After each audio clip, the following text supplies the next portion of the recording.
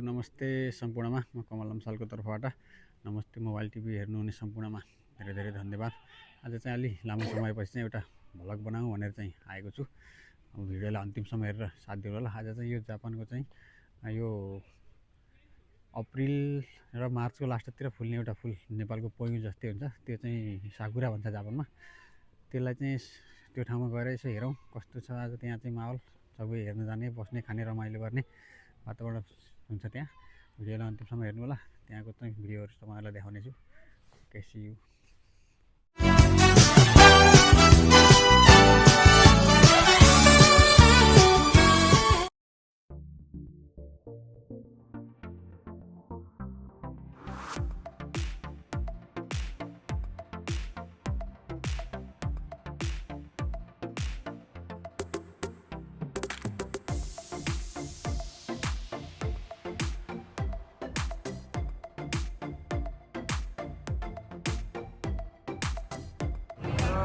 साकुराको फुल हेर्न जाने मान्छेहरू भिड हो भने उयो स्टेसन पर्छ यो।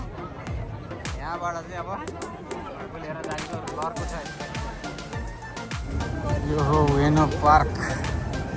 यहाँ चाहिँ अब पहेँलो फुल जस्तै साकुरा फुल फुलेको चाहिँ देख्न सकिन्छ। ल साकुराको फुल ढकमक्क फुलेको छ। यसरी मान्छेहरू बसेर काठ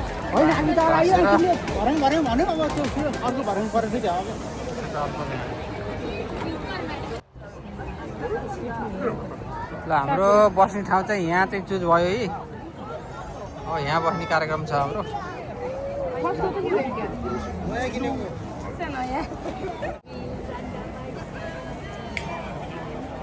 साकुराको फुल कति राम्रो फुल लागेको छ। ल हाम्रो टोली यहाँ बसियो। अब यहाँ कार्यक्रम हुँदैछ हाम्रो त्यता। हाम्रो चाहिँ ड्राई पिकनिक जस्तै हो, घरबाट बनाएर ल्याएको खानेकुराहरू सर्भ हुँदैछ। अब यहाँ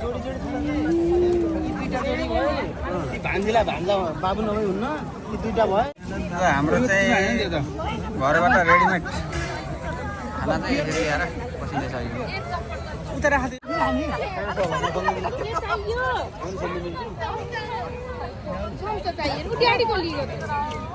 यहाँ नि जाउँ त ड्याडी हो।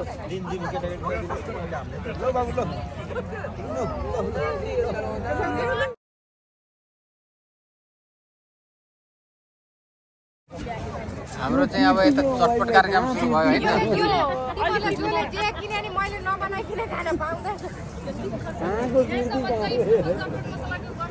माहौल रमाइलो छ यहाँ। मान्छेहरू आउने क्रम जाने क्रम जारी नै छ। धुवा चाहिँ आयो। ल ल हाम्रो कार्यक्रम चाहिँ साकुरा हेरेर सकिएको कार्यक्रम छ। अब चाहिँ हामी बिस्तारै बिस्तारै चाहिँ फर्किने कार्यक्रम रहेको छ। यस्तो पनि हुन्छ नि। यस्तो छ चाहिँ अब लगभग साँझको चाहिँ टाइम यहाँ। ल हाम्रो आज चाहिँ उएनोको चाहिँ साकुरा हेर्ने कार्यक्रम चाहिँ अन्तिम चरणमा आएको छ। सिद्धियो हाम्रो कार्यक्रम चाहिँ। यस्तो छ यहाँ चाहिँ माहौल चाहिँ। पछाडि चाहिँ यस्तो साकुराको फुल फुलिरहेको छ। हामी चाहिँ आजको कार्यक्रम सकेर चाहिँ फर्किने चरणमा छौँ। भिडियोलाई अन्तिमसम्म हेरिदिनु भएको सबैलाई धन्यवाद। फेरि पनि यस्तो भिडियोहरूलाई चाहिँ माया गरिदिनु होला। See you.